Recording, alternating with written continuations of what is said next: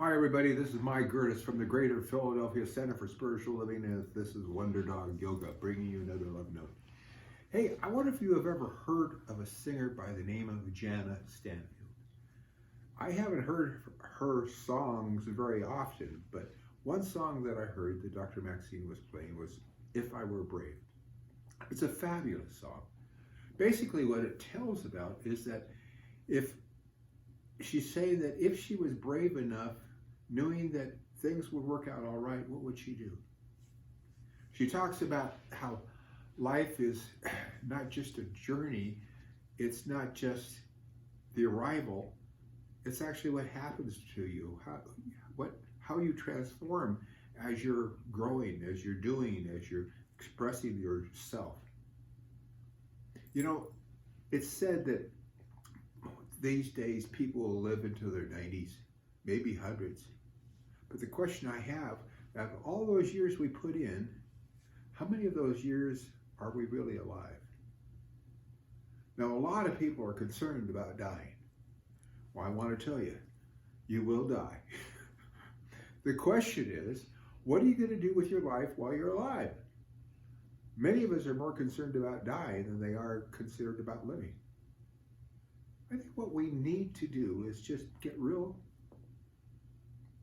focused on what we believe Spirit wants us to do. What's the vision we feel Spirit is drawing us to express, to be, to do, to have? What does Spirit want for you? To know through you? Think about that. You might want to do some associative writing about that. That's very helpful. And once that idea comes to mind, give yourself some time to contemplate it. Really think about it. Meditate on it. Revel in it. And see what happens. Generally what happens is other ideas come to mind.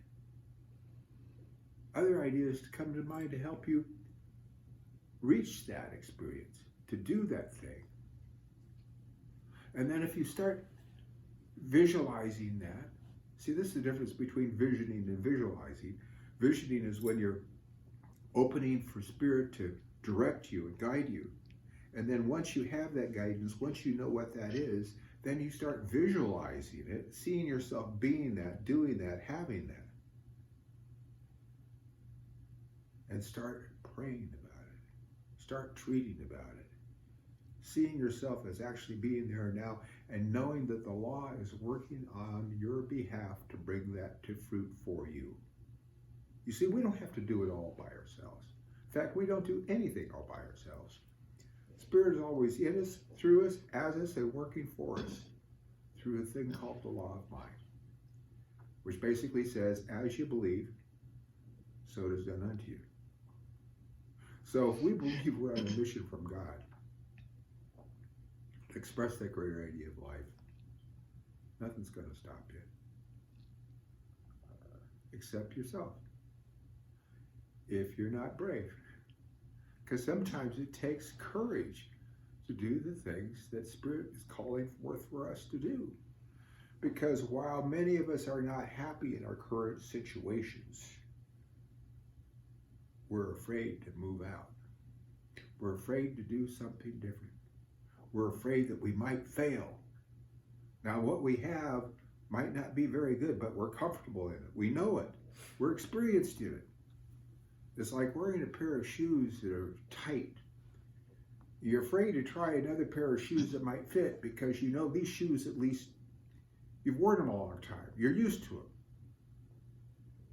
You know, I think life is too short to live in tight shoes. I think you need to throw them off and throw off what's not working for you anymore and let Spirit guide you, direct you, and allow each of us to embrace that greater idea of life and love. Now, what's going to happen is some wondrous things are going to happen for us. Because as we start visualizing this dream, shall we call it, more ideas will come to mind. And avenues will open up for us to act upon those dreams. people will come to us to support us, seemingly from out of the blue. But actually, you know what coincidence is? It's God's way of remaining anonymous. You see, the universe will conspire to bring your good to you. Isn't that wonderful? So, give yourself some time today, this weekend, to ask yourself, Spirit, what's mine to do? What will you have me do? To express that greater idea of life and love. And then be still. Be still, live, listen. And Spirit will speak. It's been fun being with you tonight. I hope you enjoyed it. Yoga enjoyed it. She stayed with me all the time. She likes looking at you from her pillow.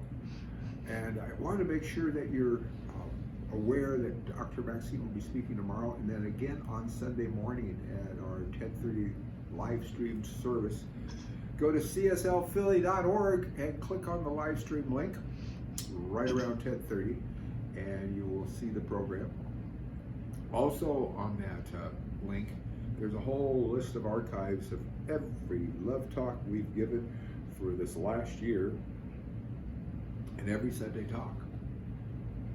That's a lot. You can spend a lot of time being inspired.